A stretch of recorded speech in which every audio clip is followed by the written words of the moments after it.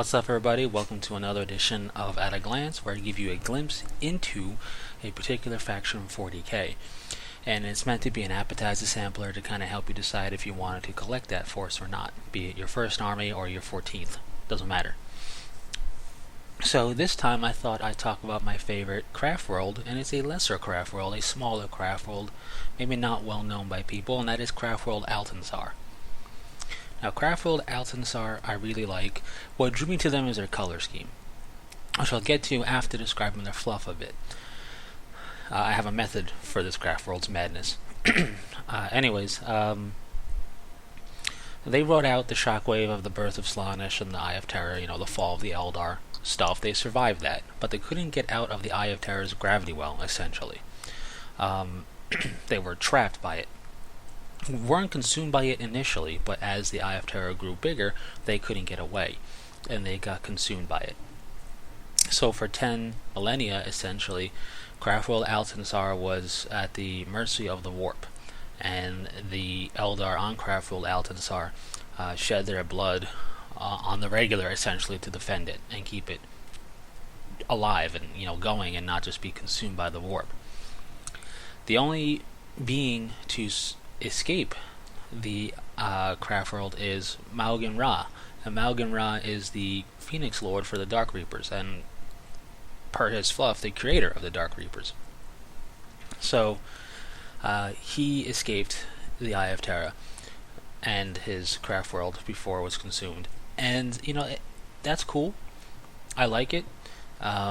It gives that Craftworld kind of some street cred by having a aspect that was kind of essentially created by one of their people, and it makes you wonder what other potential aspects were there that were swallowed up by the worlds that did not make it at the fall of the Eldar. But anyway,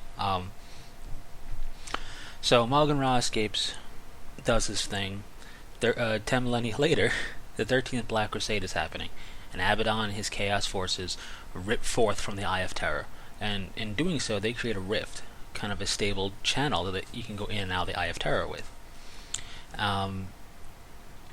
And as such, Malgan Ra seizes the opportunity, leads a elite force of Dark Reapers as well as Guardians from Craftworld Ulthwé into the Eye of Terror.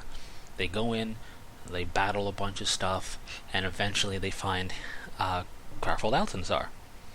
And it's still alive, and it's still capable as a Craftworld. So Malgan Ra leads it out of the Eye of Terror, and it assists in the 13th Black Crusade against Abaddon. And that's essentially the fluff of Craftworld Altansar. But with that, I think the timeline of 40k has kind of went backwards a little bit, because the 13th Black Crusade was a thing that was concluded in some of the older codices and stuff like that. It was a thing that resulted in Abaddon failing ultimately in the Black Crusade, because then there were forces that went their ways afterwards, which Craftworld Altansar did as well. But I don't know what they're doing with that, to be honest. But Craftworld Altansar was not received very well by other Eldar forces. Other Eldar Craftworlds and the like were openly suspicious. They did not trust the Eldar Craftworld Altansar. Some Eldar were hostile against Craftworld Altansar, and that's because no Eldar believed you can survive in the warp that long and not be changed or touched by it. And, there's also a rumor in their fluff that the Eldar that are not of Craftworld Altansar believe that the Altansar Eldar perhaps made a deal with the Eldar God of the Dead, Nyad, or whatever his name is. It's a Y and multiple N's. It's not something you just, I guess, are supposed to pronounce. I have no idea. But anyway, which is a dread thing to say anyway. So, regardless of what the actual truth may be, Craftworld Altansar Eldar do not remove their helmets, and they speak only in whispers. So something's up, you could say, to help perpetuate these rumors and these thoughts from other Eldar. So this Craftworld is kind of like the black sheep of the Eldar Craftworld family. Their color scheme is described as being a reddish purple, but it's also described in the fluff as kind of being stained. Almost like it's actually stained with Eldar blood. not trying to allude to anything actually being a thing, but I look at it as, hey, this was their Craftworld's color, a reddish purple, and due to eons in the warp, their armor is stained. The Craftworld's been stained, like everything's stained down a little, just kind of like weathered in a way, but stained by the warp. So, for example, they also utilize black and bone. They use black as a sign of respect to Mug and Ra for saving them, and they use bone in their color scheme as well. Typically, this is stuff for their helmets. Their main armor color is this reddish purple, and they use bone to represent their ancestral warriors who fought and shed blood in the warp to keep the Craftworld alive. So, the reason I find their color scheme interesting, especially the way it's described, is because this gives you the opportunity to stain your armor a bit. And staining is a way of weathering. You can do it with whatever wash, a black wash, a dark brown wash, a mixture, right? Layering it. And you can stain Craftworld Altansar's armor on their vehicles, on their specific units, even their particular aspects. Craftworlds have different aspect shrines in it, and Altansar should really be no different. And what you can do, obviously they would have Dark Reapers, so if you're a Dark Reaper fan, this might be the way to go, this Craftworld. But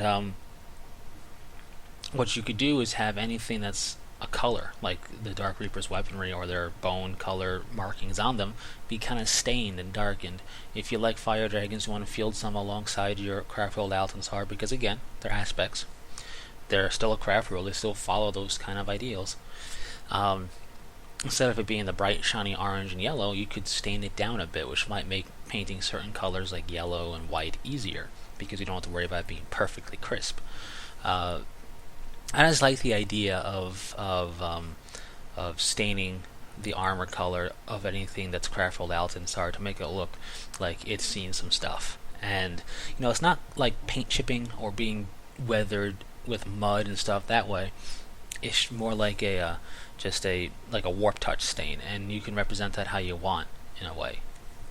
So I think it makes an interesting look for an Eldar farce, especially if you do it on their aspect warriors as well as the Craftworld specific stuff like vehicles, Wraithguard, Wraith Lords, and Guardians and stuff like that. So I think it's pretty cool. And then of course what you can do, which a lot of people do for their aspects, is any type of cloth or any type of accent color is usually done on a Craftworld color to kind of tie it into your Craftworld of choice.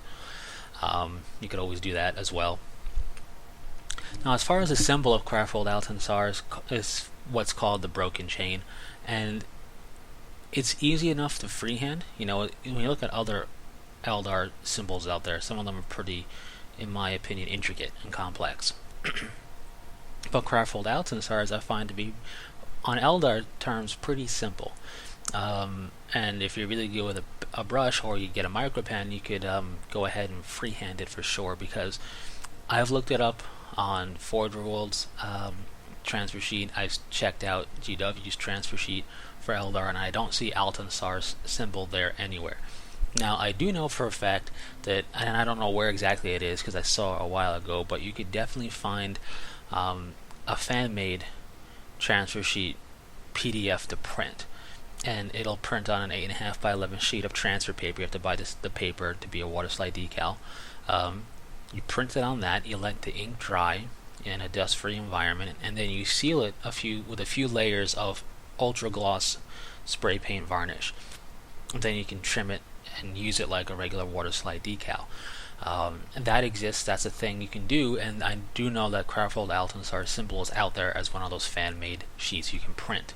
So there is that option as well if you really want to have a decal to put on your model instead of freehanding it. Aside from that, there's nothing specific from GW or Forge World for the Eldar that would be perfect for the Craftworld Altansar. They are a Craftworld. Any type of stuff that Eldar can field, Altansar has, essentially. So any of the kits will work for you. There's no real, I would say, imposed restrictions on that front or anything like that.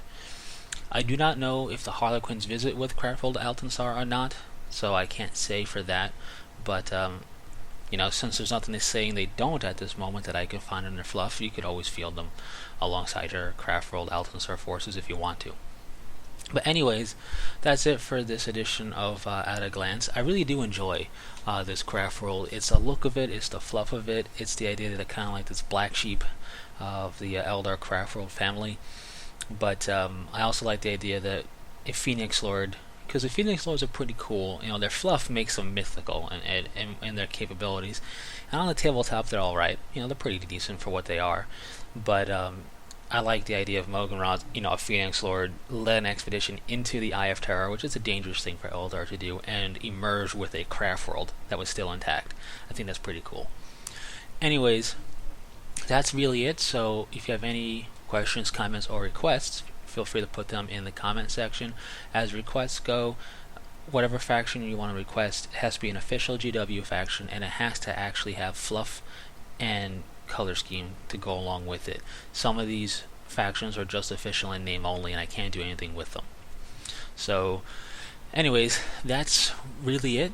Thanks for sticking through it, and until next time, take it easy.